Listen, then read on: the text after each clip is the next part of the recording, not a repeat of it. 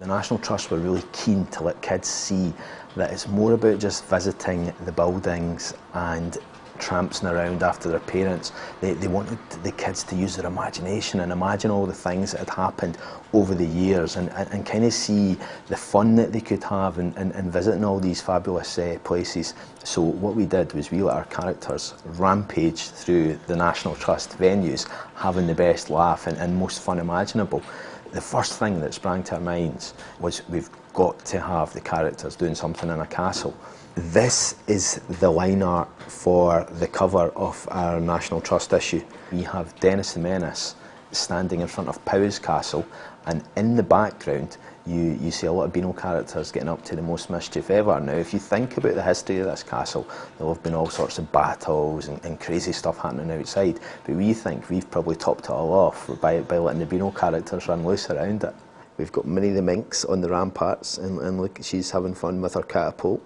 We've got Roger the Dodger, you know, leaning out the window and again welcoming everybody in. We've got Danny from the Bash Street Kids here. We've also got Plug from the Bash Street Kids. And Ball Boy, you know, having fun with his football at the National Trust venue. The Beano stars have just taken over. So how do we make an issue of the Beano? It's easy really. First we start with the ideas here. We have a script writing meeting where we come up with the ideas, we make them better, we add jokes.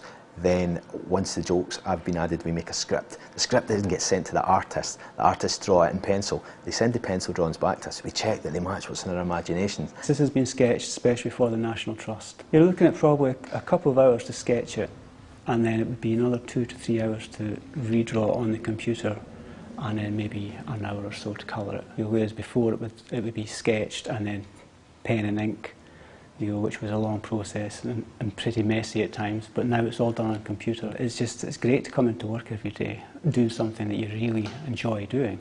Then our balloonists add the speech bubbles and the thought bubbles. There's a really important stage where we check everything one final time to make sure there's no mistakes. It's like checking your homework before you hand it into the teacher. And we press a button on our computer, it goes to our printer. Our printer then presses another button on his computer. Before you know it, there's hundreds of thousands of Beanos are getting printed out. The pages are placed into the correct position for the comic. They then load an aluminium plate into an image setter, which then lasers the image area onto the plate. The white area is receptive to water, the dark area is receptive to ink. Ink and water don't mix, this is the trick. We then put the plates onto the press. The image with the ink is transferred to a rubber blanket.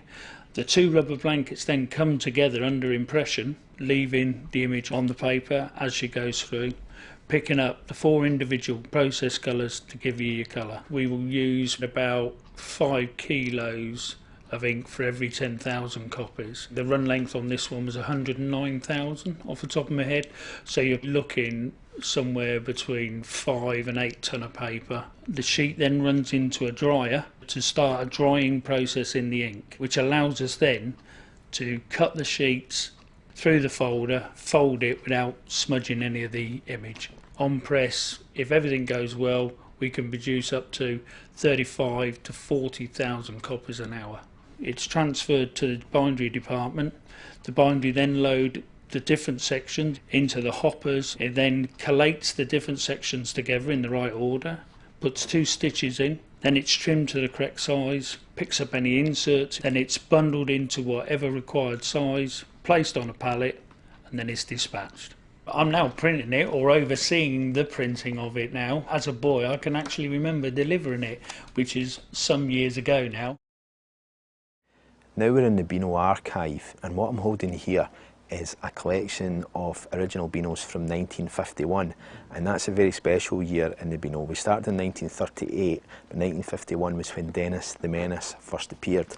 The first thing you'll notice is he doesn't look exactly like the Dennis that we know today, because although he's got the spiky hair, he is not wearing the famous stripy red and black jumper.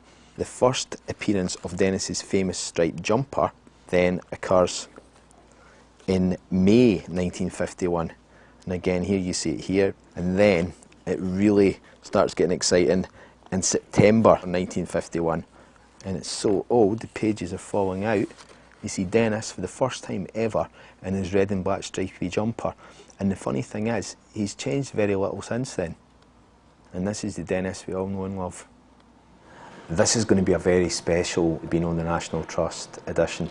It's going to be a real collector's item. You know, you better be quick because I think it's going to absolutely fly off the shelves. We're still, you know, really popular, we're still really fresh, and we're still the first thing that people think about when you say the word comic.